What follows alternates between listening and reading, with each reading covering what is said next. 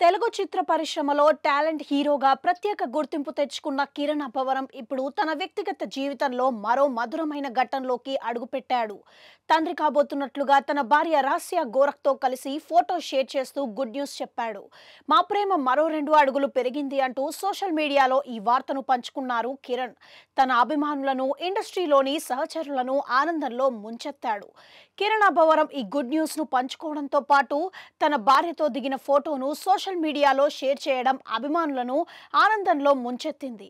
వారి అనుభవాలు, కొత్త జీవన ప్రయాణం మొదలవుతున్న సమయంలో అభిమానులు, నెటిజన్లు, పరిశ్రమలోని పలువురు ప్రముఖులు ఈ జంటకు శుభాకాంక్షలు తెలుపుతున్నారు.